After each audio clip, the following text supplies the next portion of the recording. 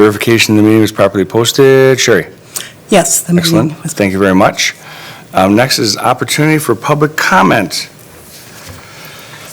We are now at the section of our meeting where there is an opportunity for citizens to speak. Each individual will be allowed 5 minutes to complete their comments. We expect all speakers to honor our time limit, refrain from using any inappropriate language in any manner, and be respectful in their comments.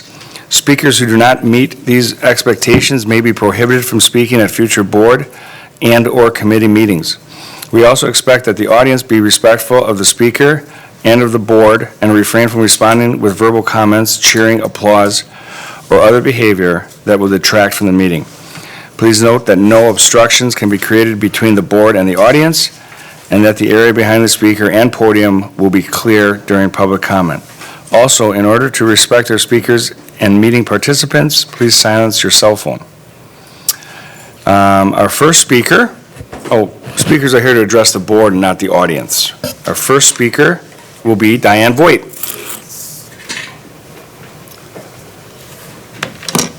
Welcome, Diane. Good evening, everyone. As a school board member, one of the most important decisions that you will make is to determine the size of the raises to give to the employees of the school district of Waukesha. Specifically tonight, I want to speak about the salary adjustment proposal that was presented at the March Finance and Facilities Committee meeting. It stated the calculation of the salary adjustment increased wages by 7-year average instead of CPI, resulting in minus $1,904,676. The CPI, or Consumer Price Index, refers to, I quote, the rate that reflects a fair cost of living increase, end quote. Since Act 10, Wisconsin's 2011 budget repair bill, wage increases cannot exceed a cap based on CPI to be applied to base wages only. By Wisconsin statute, CPI is considered a reasonable raise to offer. Why would the school district of Waukesha not offer CPI? For 2021, the rate of CPI was 4.7%. We have all experienced the recent gas price increases to close to $4 a gallon. This past week, we've been shocked that the cost of a dozen eggs to dye for Easter have doubled in cost since last year. Those price increases translate into the 2022 CPI rate of 7.87%. According to my latest Google search this morning. Rates of 4.7 and 7.87% are not reflected in a 7-year average. Would you be happy if your employer offered you a 7-year average instead of a cost of living adjustment? Can we retain quality teachers if they do not feel that they're receiving a fair raise to allow their earnings to try to keep up with inflation? As the HR and Compensation Committee considers recruiting and hiring teachers, does that rate of compensation attract the best possible candidates to the school district of Waukesha? But how can we offer CPI with our structural deficit and our need to balance the budget? We will right-size the staff to adjust for the declining enrollment with the retirements that have been approved in January, February, and March. I propose that you look to the $43 million in our unassigned fund balance.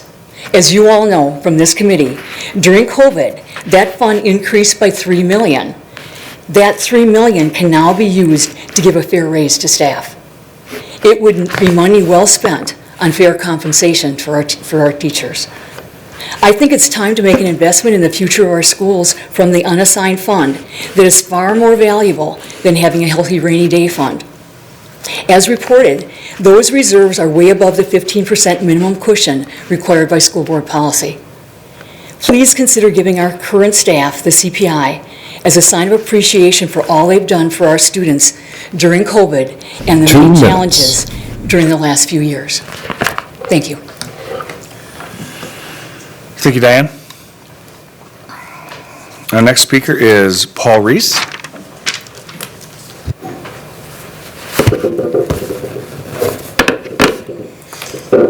Winner, winner, chicken dinner. They said it couldn't be done. It was done, and it's getting easier, it seems. I am not one who's a big fan of consultants. Usually I don't find much use for them in a place like this, but I am for hiring some consultants when it comes to cleaning up our libraries. I think they need to be taken care of and cleaned out, and the sad excuses that we got from our librarians was pathetic of the job they did. So if they don't want to do their job, then we need to find someone who will help them do their job. It's that simple. The excuses you hear from them, just the same old, just blah, blah, blah, blah to people, to parents.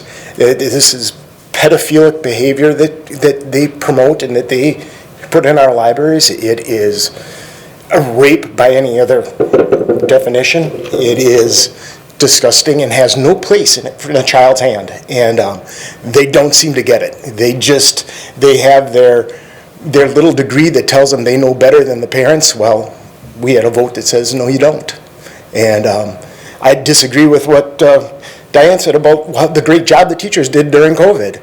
I think the parents just voted about what a great job they thought the teachers did during COVID, keeping our kids at home, denying them an education, failure rates rising 260%, up theirs. Thanks. Thank you, Paul. Is there anybody else who would like to address the committee? Seeing none, we'll be moving on. Up next is action items. Our first action item is approval of the minutes from the March 7th, 2022 meeting. Be looking for a motion. So moved. Thank you, Mr. Dietz. Is there a second? Oh, second. Thank you, Mr. Montiel. Is there any discussion No. on the minutes? Seeing none, all those in favor say aye. Aye. Aye. Opposed? 5-0. Our next action item is approval of the vouchers. There were no No questions. questions? Okay. All righty. Be looking for a motion on the vouchers. So moved. Thank you, Mr. Montiel. Is there a second? Mr. Como? Is there any discussion on the vouchers? Any questions that we didn't get a chance to get in? No. No? Seeing none? All those in favor say aye. Aye. Aye. Opposed? 5-0. Our final action item of the evening is the approval of the West High School bleacher replacement. Come on up.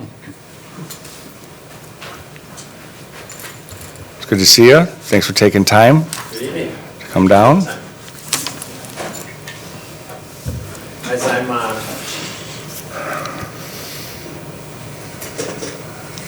As I'm, getting technology going here, just allow me to very quickly introduce.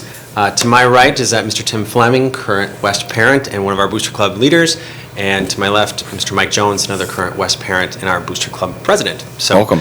Kyle and me once again, Waukesha West, great to be with you.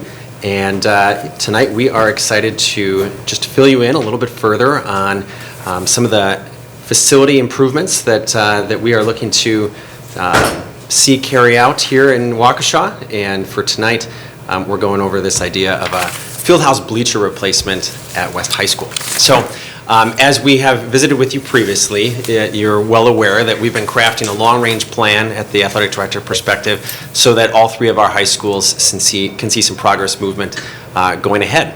Specifically at West, we've tried to strategically rally support around some of the big projects that matter the most. And specifically, not only do they have the greatest need, but they serve the greatest purpose at the same time. And with a project like this bleacher improvement, we feel like it's a dual threat.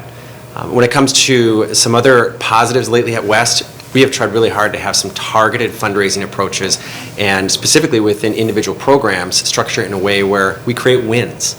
And people get excited, they see some momentum going forward, and then ultimately that creates some motivation to say, well, what's next? Or that looks great for them, how can we make that happen for us? And so within our building, we've seen a lot of success there. And now we have the chance to finish this great project. We have, I believe, great timing and the opportunity to take advantage of some great pricing, but we need some help to cross that finish line. So just as, again, a refresher, when we brought that scope through the last time, we have that grand plan, and the top items already on that list are on the docket to be addressed, and so we are continuing to follow that plan. So from a West perspective, this is number 2, and if you note there, as far as our guiding principles go, this is one of those projects that we felt like was able to check all 5 of those guiding principles. And so on that document where we list those, that's kind of the format of that, but specifically within this project, when you look at safety, our current bleachers do not have railings. And so even as recent as this winter, we've had people approaching us in person and in writing saying, I don't think this can work for me anymore. I feel unsafe when I come to your events. I'm trying to reach this location, the seating. I'm here to watch my granddaughter, what have you, and they feel uncomfortable. If you'll see in a bit with some of our pictures, some broken boarding on the front, a weakened seating structure, maybe specifically where our students like to stand once in a while, and a lack of railings, in the end, create some serious risk for us of a potential issue.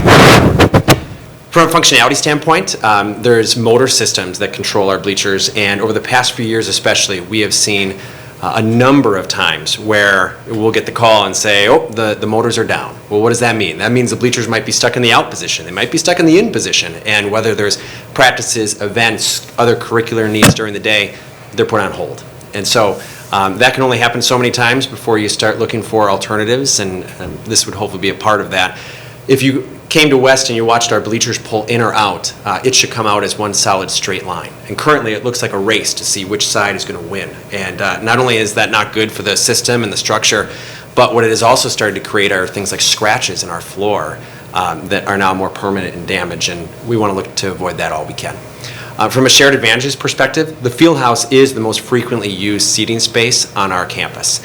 Obviously, our athletic events take place there, but our assemblies, our graduation ceremony when it's filled to the brim, and other community events really rely on that resource. And then finally, if you went around town to other schools, you'd see that although I believe brown was probably a very in color in 1993, it is no longer probably meeting that threshold of satisfaction today. And so other schools, it's a great opportunity to bring out some of that school pride piece and a worthy upgrade there. So this is what you currently get when you walk into West. You can see on the top left we have some broken pieces that are exposed as students are going through their activities. On that bottom left you see some of the bending, and so we've tried things over the years to kind of restabilize and custom fab different things. You can only go so far when you're trying to take care of that amount of seating. And unfortunately, they have run their course of time. And so our plan, our hope of what we'd like to see put in this summer would be a brand new system that has more walkways. They're wider. We have tried to design this in a way that customized our ideal use of the space. You know, as we've gone through the last 30 years at West High School, the way we use the gym, the field house, is different now than it was before. And so specifically, here's a rendering of what it could look like. And so again, not only does it look better from a style perspective, but even some of the simple functionalities, like the first row acts as a drawer in this type of a system. So if we needed to create more space, if the two sections in the middle need to go in so we could have wheelchair accessibility, whatever it might be, we have the chance to have some local flexibility in how we use the resources. So looking forward to hopefully being able to take advantage of that. So as we've gone through this process, we've talked to a number of different vendors, and ultimately, with Darren's help through the bidding process, Carroll Seating was the optimal bid. And so their base was $279,475. And then there was another significant charge for the sake of the removal of our current bleachers, and through some work locally and partnering with some other people to get some quotes, we were actually able to cut that number in half to be the 18.9 number that you see there. And so a total would be $298 and change. Well, with that big number, you look at it and say, well, how do we get there? And so that's why I brought these guys with me, because we have, since the start of the school year, been able to fundraise $235,000 to go towards this project. And before I let these guys hop in, the school district of Waukesha number that exists up there, the $63,450, is the number that's reflected, because as we've gotten through this point of our fundraising cycles, ultimately I came to Darren and I said, I think we have a great opportunity. I think this is something that feels like a definite plus for our school and our district. We just need some help to cross the finish line. Can we share this cost? And so I'll let Mike talk a little bit about maybe how our booster club operates and how in the world you get to something like that on the screen. Our booster club is, we're set up like most traditional booster clubs. We support all the athletic teams at West. They can submit allocation requests once a year, provide uniforms, balls, anything else that they may ask for. How we do that is, the same way that every other school does. We do concessions, we sell spirit wear, we hold fundraisers, a couple fundraisers every year. And as our kids are competing, we travel around the rest of the Classic 8 and the rest of the state. You can see kind of some of the some of the facilities that they participate in, they're pretty impressive. So we started thinking, why can't we kind of change the paradigm of what a traditional booster club does? And we have an incredible group of volunteers and boosters that support us. They work really hard. So came to Mr. Lemieux and said, how can we help partner with the school to help facilitate maybe some capital improvement projects at West to alleviate, having to go through, the district funding everything and utilizing, really utilizing the power of the volunteers and the group that we have that supports us.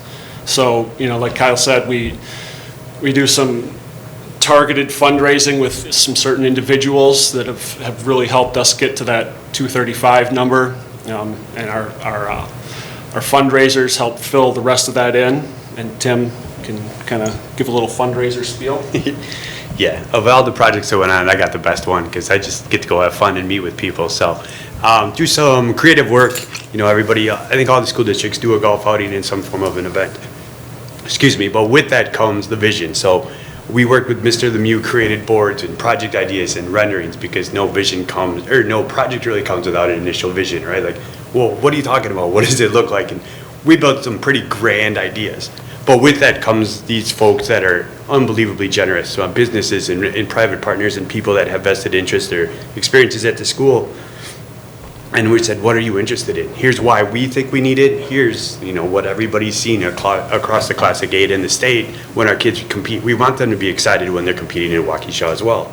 And folks just started to come forward. So we create events like golf outings in Westapalooza, and we bring in fun events. But from that spurs meetings, and we bring this vision to them and go, here's what it is, but understand we're in Waukesha. We can't go ask for $300,000 for this just to make it look cool, right? We need to have a strategic plan. So folks came forward and they bought into the vision, and we created some opportunities, and they've come forward specifically for this project. We've created a number of what we refer to as buckets and see who wants to fill what bucket, right? And we identify folks that are interested in certain buckets, and this one is, as Mr. Lemieux brought forward, has not only safety and functionality concerns, but also it touches the most folks within our district and our school that come into that field house. There's certain areas that people may see more than others. This one allows every kid to have a benefit from having it. And I think that's what really generated the excitement and the ability for us to get to what we feel is the finish line here, bringing over $250,000 of truly fundraised money from people that just have a vested interest in. And with that is a short time frame, right? Like, they don't want to pay this money and find out that it was completed in 8 years after their kids and their folks that they're interested in have moved on.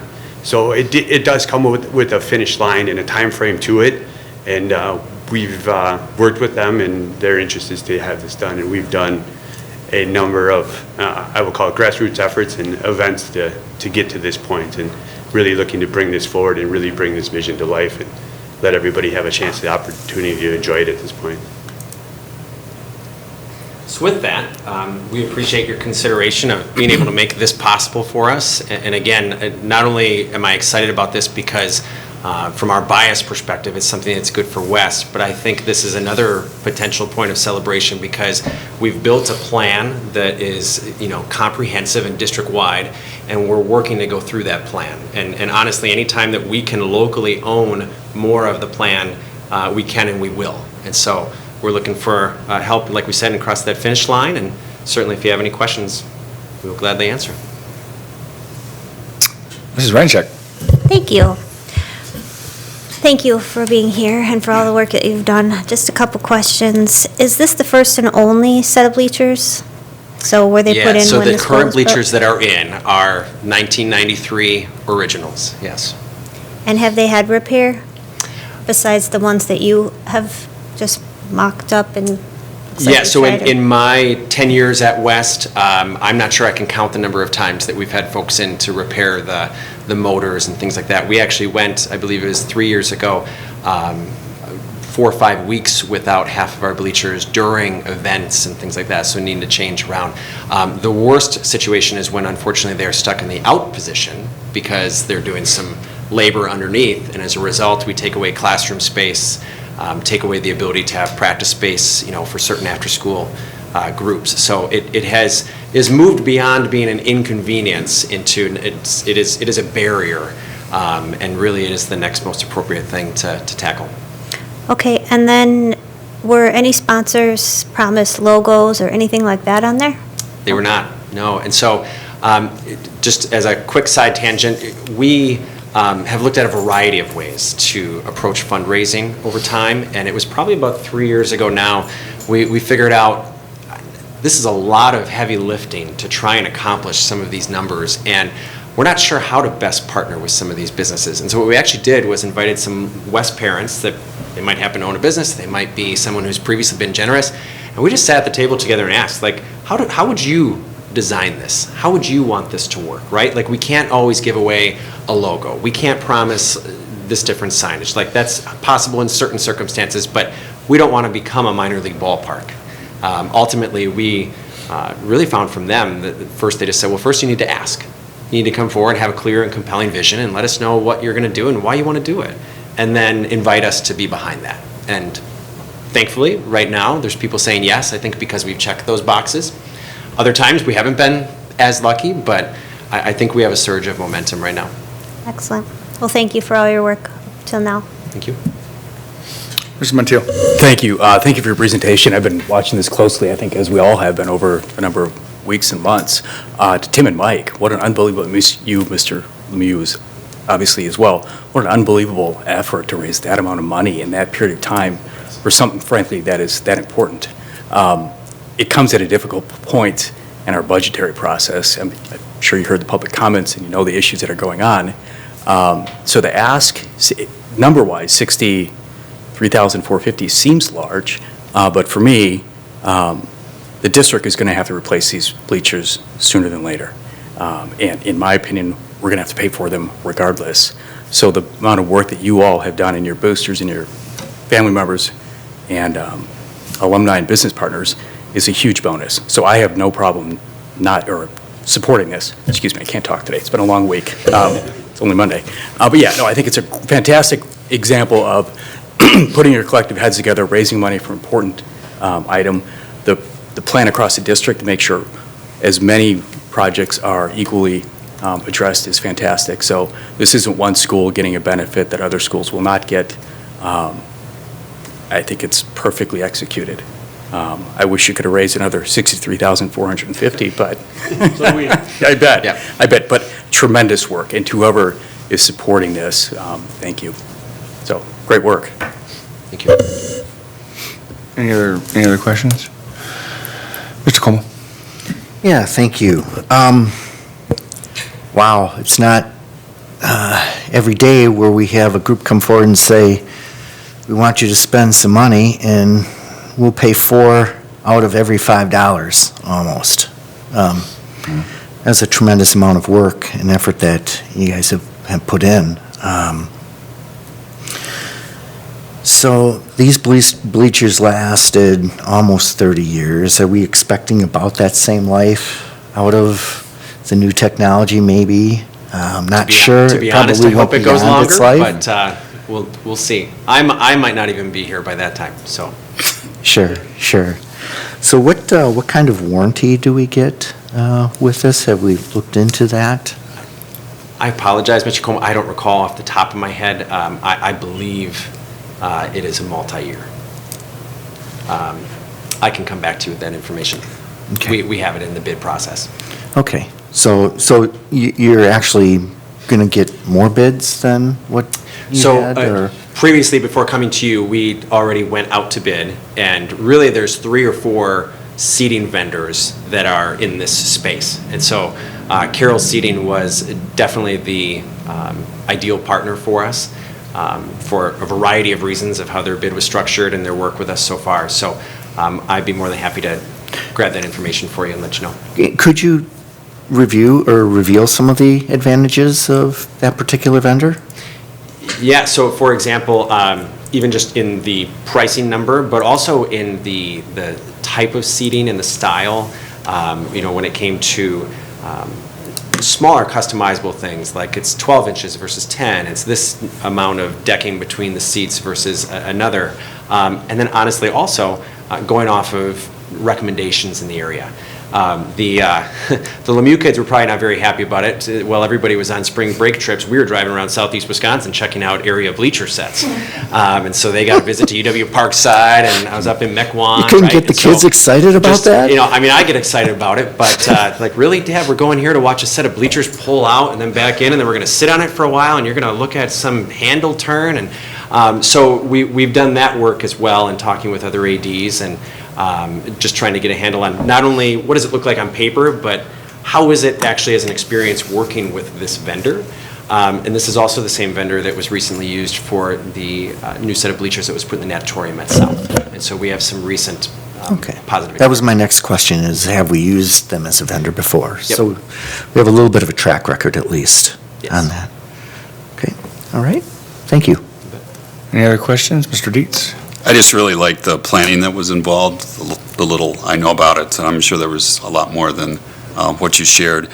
And the idea of having that vision so that people actually know what they're going to get and what the timeline is, and to make that meetable and attainable in a short period of time so their kids can take advantage of it. If approved, how do you go about thanking people that contributed to all this hard work and the raising of all this money? Do you have something for them, or do you publish their names, or how do you give them at least some acknowledgement for their involvement and their donations to your group?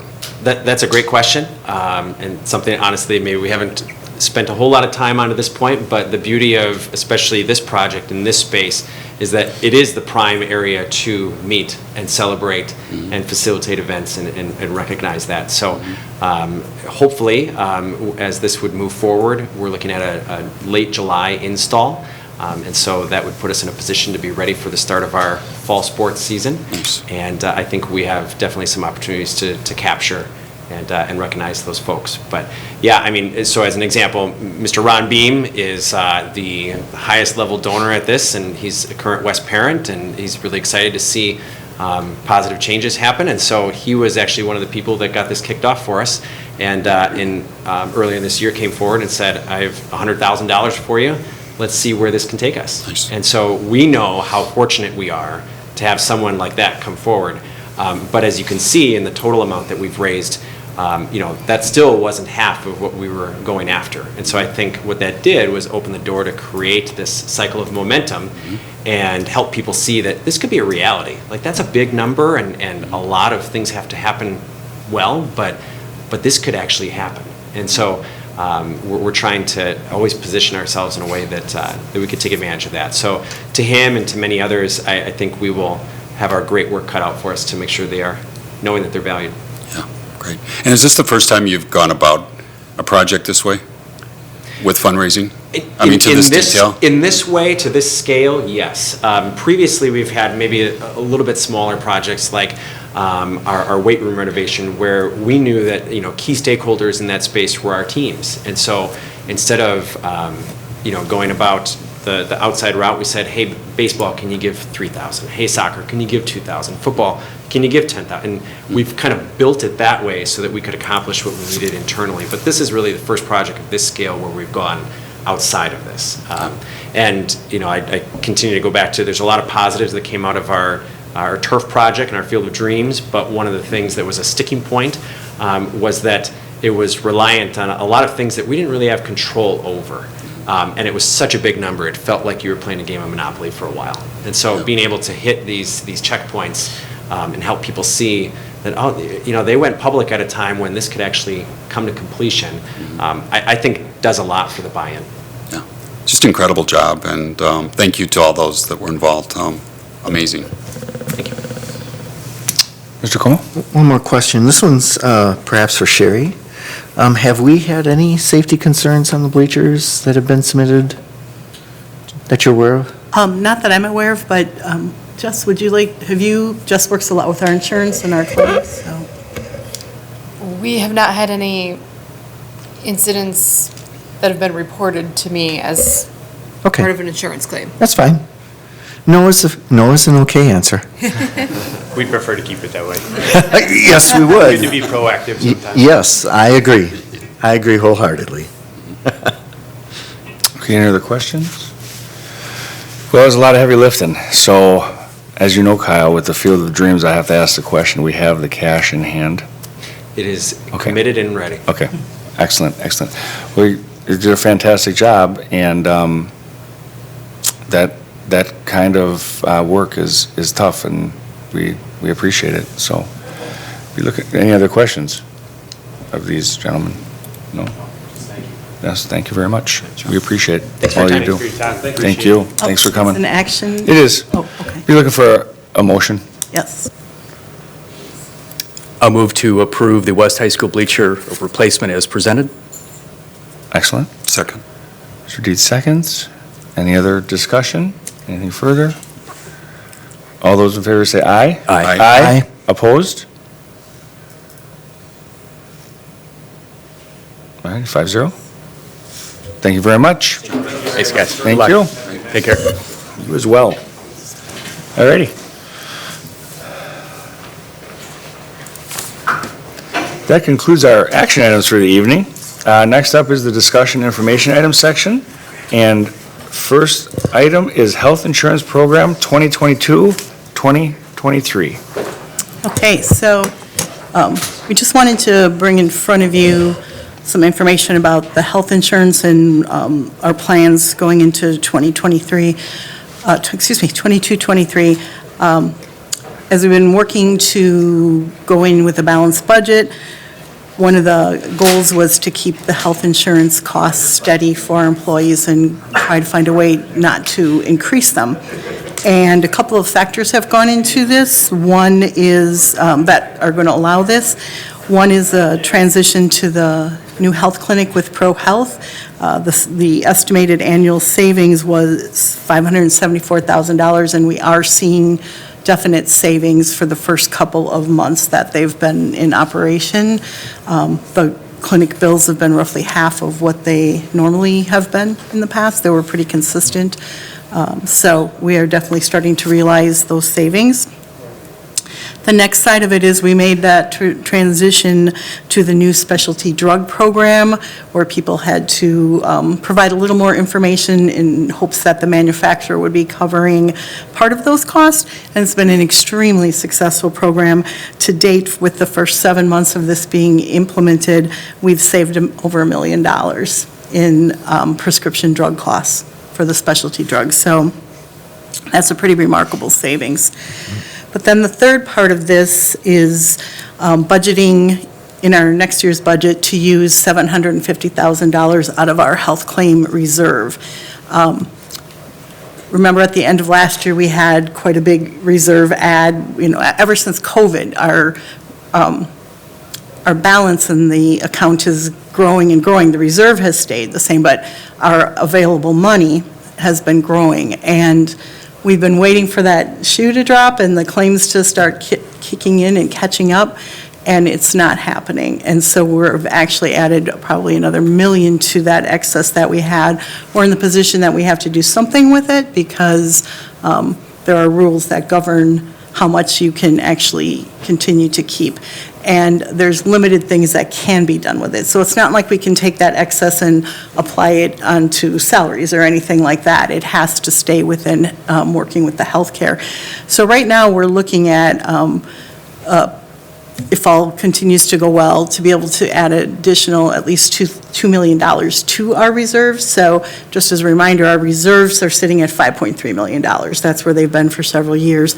Plus, then we have that, our in and out account, the day-to-day account, and that one is sitting at over $6 million right now. And so at the end of the year, we're hoping to be able to take over $2 million out of that day-to-day account, add it to the reserve, increasing it by $2 million, and then being able to use $750,000 of that increase next year if needed to be able to balance and keep the insurance costs steady for our employees. It will be the second year in a row that we would have been able to maintain costs for them and not increase. And with costs going up around us all over, it's a wonderful thing to be able to do for them. Questions? Kind of covered it pretty fast here.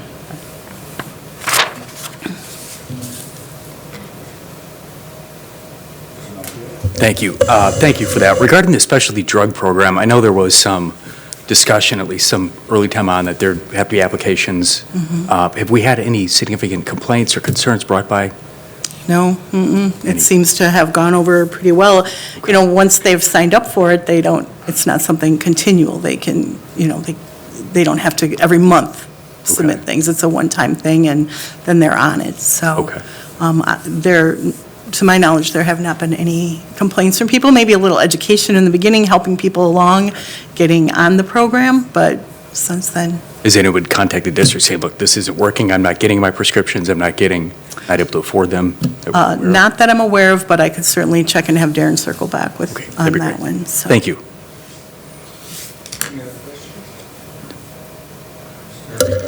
More, not a question, but more a comment, so.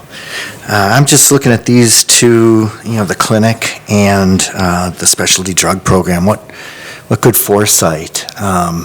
Thanks to the help of our consultants. Appreciate it very much, Jeff. Your advice over the years has been very beneficial to us in many manners, including financial. And I think it would be really, I would hope that our employees would really truly appreciate having a $0 increase in premiums and no change to the program. That's pretty significant, considering the cost of living increases that we're in the midst of right now. I do have a question, and this would be for Jeff. Jeff, what kind of percent increases are you seeing in premiums coming up that you're working with other districts? Thank you, Joe, and thank you, board. It's our pleasure to serve you and the employees. And I would just say that, you are different from other districts and other organizations because you actually take the recommendations and you implement them. Not everybody does that, so you've done your part, so congratulations on that. The experts would tell you that medical inflation continues to outpace normal inflation, albeit the gap is tightening, as you could well imagine. But we would anticipate going into the next year anywhere between 7 to 9% straight out medical inflation without regard to any volatility in your specific claims experience. So that's what we would be talking, at least 7 to 9, plus if we were running hot or running poorly, it could be into the low double digits pretty easily. Okay. And what do we roughly spend in a year on our insurance? As far We as, spend, no, go ahead. go ahead. The number is right around between 20 and $21 million, depending on head count.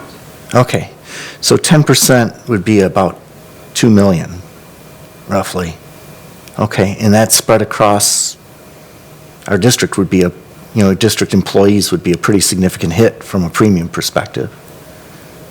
Okay, I'm just trying to put it in perspective as we talk through this. As you probably know, we have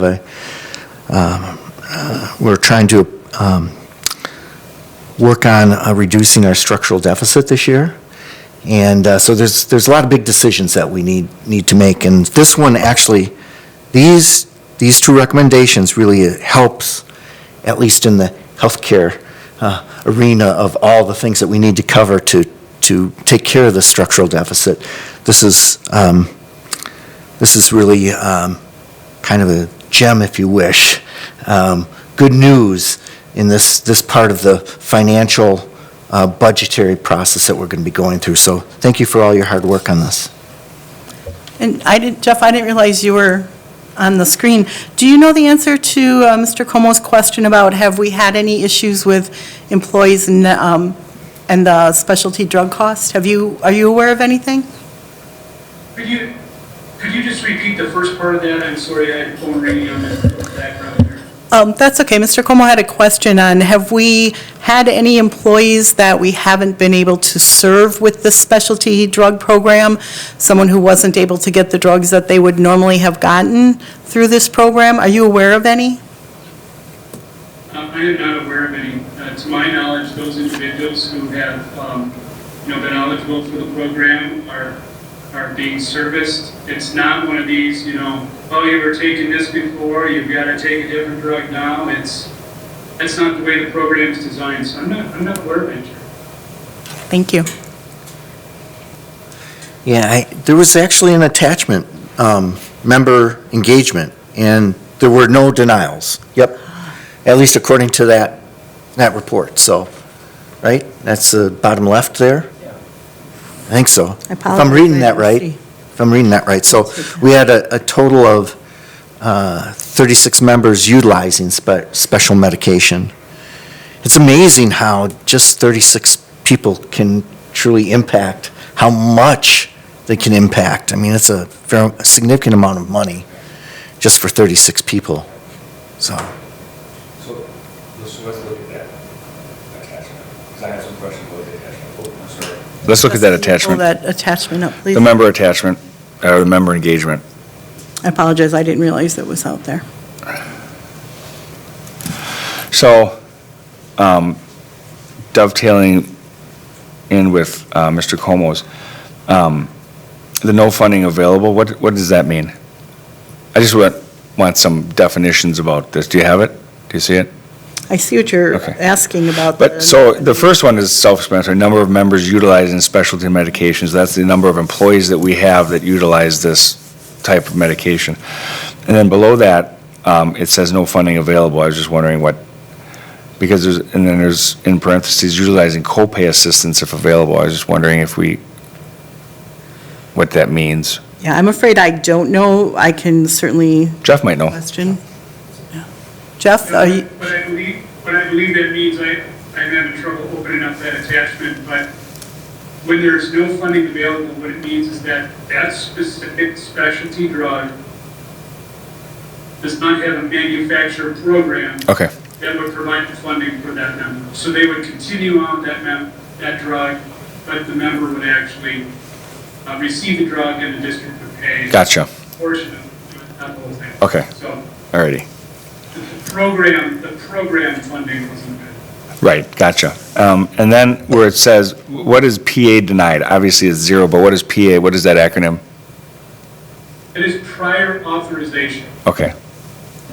Alrighty. So people who are on these kinds of drugs have to work with the clinical folks, the clinical team at Navitas to determine whether or not they actually need it Okay, based on what their physician says, their condition and everything else. okay. And then, insurance change, there's one person or one employee. What does that mean? It says insurance change. Do you know what that? I'm not sure. Okay. We probably need to get that answered. Okay. I was just, I'm not exactly sure. I wonder if they were on our plan and then and then moved? their spouses. Yeah, that's what I wonder. And then, yeah, okay, alrighty. So, just so I understand, the 15 employees that are in that column, no funding available, funding denied, we are still covering them for their drugs. They weren't denied. They were just denied in this program. Correct, that's All right, my I just want to make sure, because it seems like they're denied. Yeah. But we are filling the gap for our employees. Okay, I just wanted to make sure. Excellent. Funding for those drugs were denied, therefore they fall back, just Yep. like they did before the program was in place. The employee gets the drug, Excellent, the district pays the freight. excellent. Thank you very much. All right, any other questions? Yes, Mr. Como? This is a comment again. So those savings from this particular program are ongoing savings, you guys. I mean, as long as nothing changes within the Navitas plan, essentially, of what specialty what specialty medications are in the plan. Is that correct, Jeff? That these are ongoing savings year after year? Oh, yeah, this is not one-time savings. This is as long as people are utilizing the plan, we're going to continue to. And I would also say that the likelihood of the savings increasing is higher because more people will be using this drug. Okay. Mrs. Bryancheck. Thank you. Back to Patrick's question. Why isn't there funding available? Why was it denied? Good question. So it would just mean that maybe that particular drug manufacturer, whoever that might be, just may not have a program for that specific drug. And so all the manufacturers have the choice whether or not to offer these programs or not.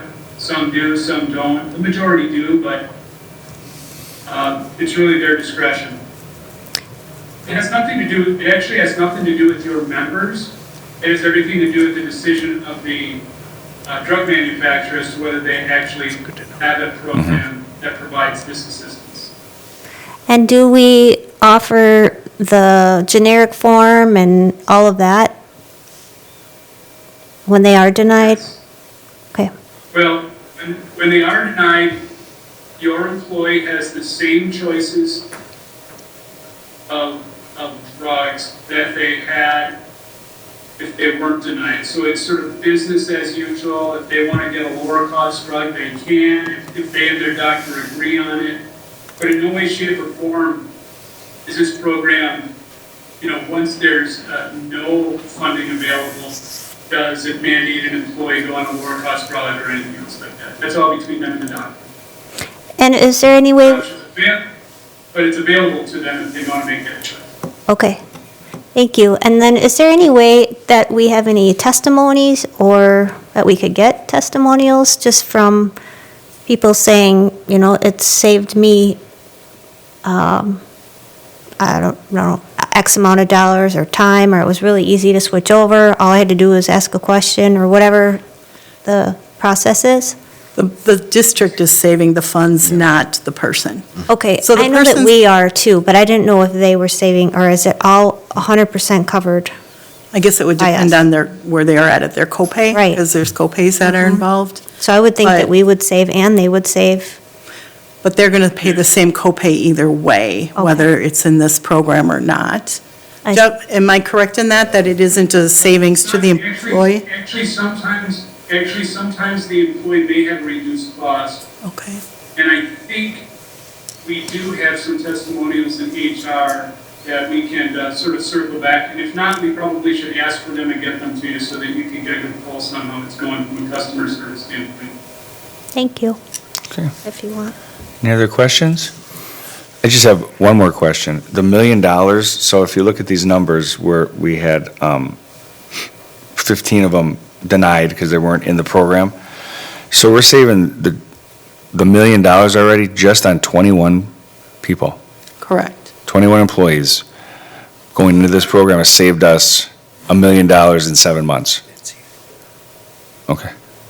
That's big savings, because that really tells you what the costs of these drugs are. We're 21 employees. Being in this program has already saved us $1 million, and we still have 5 more months in the year for Yeah. savings. Mr. Como? I thought our estimate, we did better than our estimate before we took our vote. I think our estimate was like $600,000 savings roughly. Yeah. So A we year. surpassed that. Yeah. We're going to double that. So we surpassed that by quite a bit. Yeah, we'll double that probably by the end of the year. That's a nice surprise to have. On 21, Yes, on 21 people. yes. Alrighty. Excellent. Any other questions for Jeff, for Sherry? Alrighty. Well, thank you very much, Jeff. Thank you. Have a great rest of your evening. Thanks for taking the time. Have a great day. You too. Alrighty. Next up, under discussion information items, is ESSER funding update. Okay, this is mainly just to keep everybody up to speed on where we're at with ESSER, and there's an attachment, just if you want to bring it up. It basically shows what's been presented and what's been approved, and the amounts of that money, and then the breakdown of what fiscal year it's coming out of, as far as this year or next year. The ESSER funding spans several years, so from an ESSER perspective, it doesn't matter if it comes out of this year or next year. It's mainly where's the project going to hit? When are we taking delivery on the items? There's the ESSER 2 on the top and then ESSER 3 on the bottom. And as you can see, most of ESSER 3 is coming out a little bit later. And ESSER 2, the goal is to try to spend up ESSER 2 first because it does have a shorter lifespan. ESSER 3 gives us an additional year of spending. So the goal is to try to spend down the ESSER 2 money, but overall, the process seems to be working smoothly.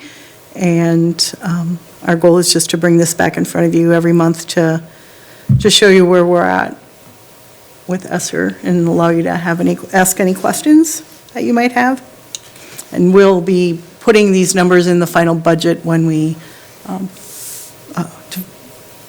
as we finish budget Right. development to get closer to September and October. So are there any questions on the ESSER update? Mr. Como? One suggestion, I know we need to hit the minimum of 20% for learning recovery. If we could see somewhere a percentage on the spreadsheet, that'd be great. Maybe just something down at the bottom.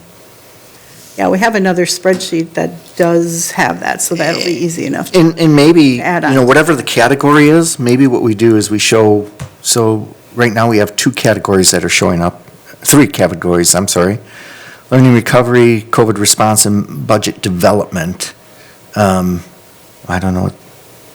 Budget development means it's helping to offset our budget. It's Oh, it's there okay, to help gotcha. reconcile our budget Yeah. for that year to be able to, it's a budget balancing entry. Okay. So maybe just, percentage by category, and then what you could then have a piece of the pie chart that's, left unassigned or whatever, remaining balance or. Okay. No. Can certainly do that. That's not a problem. That way I don't have to do the 20% calculation every time we change something. I think we're gonna be, we'll be above that. Oh, yeah. If we stick with this, but, we have a couple of years to go. Yep. Any other questions? Mr. Dietz? Jerry, I see that there's a cost for summer school of $30,000. I see that there's a cost for the next 2 years for summer school for $30,000. Does the district pay for that totally, or do we get reimbursement from the state?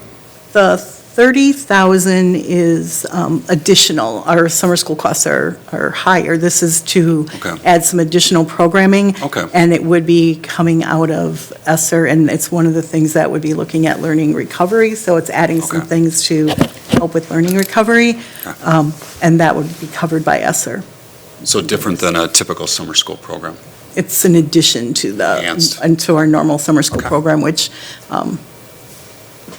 off the top of my head, is about 600,000 that the district spends on that program.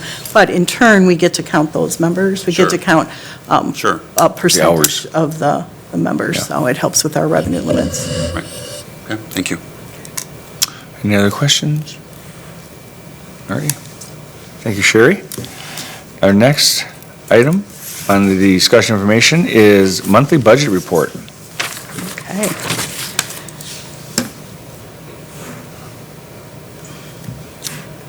Overall, same old, same old. I feel like a broken record every month when I come in and give this report. We're doing really well with all of our spending and all our revenue receipt. We're exactly where we expect to be. For revenue, our local sources, largest was our property tax payments from the city of Waukesha. They pay monthly, so it's over $500,000. Interdistrict, again, we just get that category, we really only get the part-time part-time non-open enrollment tuition for eAchieve for the people that pay to send their children there. No intermediate sources, state sources. We had some big payments in March. We had our equalization aid and our per pupil aid, and then some miscellaneous grant payments. Federal sources, we had Department of Justice, a grant for, it's called Get Kids Ahead Initiative, and then other federal payments for a total of $275,000. Other revenue mainly was our P-card rebate, and then a payment on our South Pool of the $116,000, but that does have offsetting expenditures on the expense side, so that isn't an additional revenue. Should I have one question? Mm-hmm. What is a DNR payment in lieu of taxes? Oh, okay, the Village of Waukesha. Okay, I want to yeah. make sure I got the right, has property that is Oh. owned by the DNR. Oh. And so they have to, the state has to pay us a payment. It's not calculated the same as property Gotcha. tax, but it's a payment, and we get it every year, about Okay. $10,000. Yep, thank you. You're welcome. Overall, on the revenue side, we've gotten in 66.5% of our budget.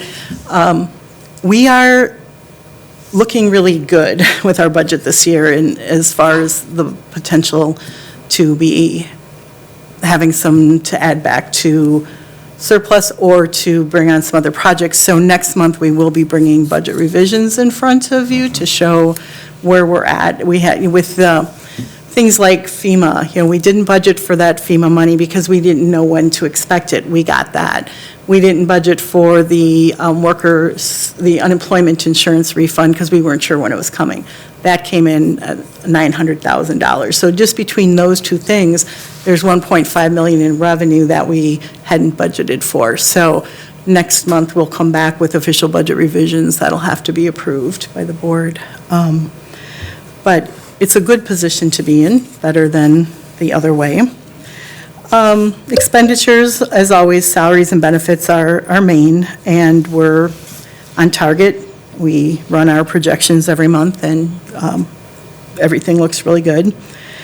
Purchase services, mainly we had personal services, utilities, and pupil travel. And with the personal services, there wasn't any big spend. It was a lot of miscellaneous smaller things. And the pupil transportation looks really high compared to last year, but we had, from a billing cycle thing, we had 2 payments this month instead of last year. This time we only had 1, but we didn't have a bill for last, they got caught up in their billing, sorry. So we're caught up with that now. Non-capital objects, we spent $336,000, but nothing that was huge to talk about. Just a lot of smaller purchases across the district. Capital objects, very minimal spending there. Insurance and judgment. Insurance costs in March, that was our last quarterly installment. The overall percentage spent looks high, but it's being skewed by the South Pool expenditures that have been added into that. So again, as I talked on the revenue side, there's offsetting revenue that's coming to help cover those costs. No transfers this month. Nothing much to talk about in other objects, but overall, we're at 51.99% of our approved budget, and that compares with last year at 51.92%. One thing to talk about, it isn't on, we don't report on this, but for debt service, we did have our debt service payments, and it's a pretty exciting picture because we were able to pay off the bank loan completely. And so I ran the statistics, and I apologize, I left it at my desk, but we are at a payoff of almost 60% of the $60 million referendum loan and loans across the two, the bond and the bank loan. And we are scheduled, I want to say, to be about 32, 33% at this point in time. So we're almost double what the schedules called for. So that's going to be a huge savings and interest down the road. Right now, because the bank loan has been paid off, that was the $15 million portion of it. It's been paid off in 2 years, and the rest isn't callable yet. So if we do defeasance, it's going to be to hold the money to prepay it as soon as it becomes callable. But right now, that's the most we'll be able to prepay for a little bit. But I thought that was really good news and wanted to share that. Fund 27, pretty much the status quo. We had our categorical aid payment of $1.1 million. That was our main source of revenue. And then expenditures, really salaries and benefits are the biggest special education expenditure. And with our salary projections, they're looking right on target and in a good place. Nothing else really big at all in this particular month. And overall, we've spent 58% of our sped budget compared to 61% in prior years. I did take Fund 43 off of this report because we have spent all of the referendum money. All of the projects have been paid, and the money's been spent, so we can close Fund 43 off our books after this year. Any questions on that side of it? Otherwise, we talked a little bit about the health insurance already. I believe our balance is over $6 million now in our, and that's, as a reminder, in that daily, day in, day out account where we put in the amount that we have for the expenditure side and on the revenue side as far as the premiums go. At the end of the year, that account needs to go back to just having our IBNR, which is our incurred but not reported claims. It's claims that we know happened before, by the end of the year, but they haven't been reported yet, or what we estimate them to be. And will be significantly higher than that, which is what's going to allow us to move money into our fund, our actual fund balance for claims reserves. So. Mr. Cole? So that's like an accrual process, essentially? Right, that's exactly what it Okay. is. Every month, we put our ins and our outs, and we look at where we're at, and we've been expecting all along for the claims to blow up since COVID, and it just has not happened. So we can't keep carrying that level of balance. We have to do something with it, and putting it into the reserves is good. Now, the one thing that's going to make our books look a little funny is that when we do that, we have to reduce the expenditure side. So the $20 million in health expenses that Jeff was talking about, whatever we move into our reserves, we have to reduce our expenditures by that amount this year to be able to move it into the fund balance, because it's not actually an expense then. So it'll be a journal entry that puts that, credits those accounts. And so it'll look like we way underspent health insurance this year, but it's really because we want to move that money over into the surplus, or we have to do something with it. And there's not a lot of options of what you can do with it. But moving it over will help allow us to keep those premiums constant. Does that make sense? Kind of a confusing process.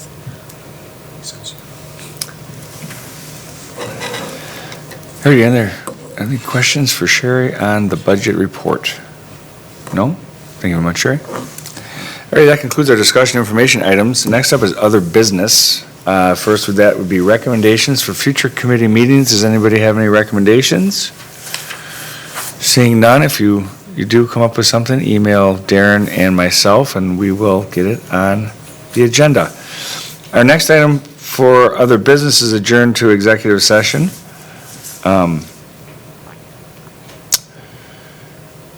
Looking for a motion. I can do it. Oh, excellent, thank you. I'll move to adjourn to executive session pursuant to WSStat 19.85 sub 1E for deliberating or negotiating the purchasing of public properties, the investing of public funds, or conducting other specified public business, wherever competitive or bargaining reasons require a closed session. Do you want to hit the tax keys? Oh, I'm sorry. Regarding the potential sale of Oakdale property, tax keys WAKC 1360198, WAKC 13770020002, and WAKC 1377003. Excellent, thank you, Mr. Montiel. Is there a second? A second? Mr. Como? Be a roll call vote. Okay, Mr. Amancio? Aye. Mrs. Ronichek? Aye. Mr. McCaffrey? Aye. Como? Aye? Mr. Aye.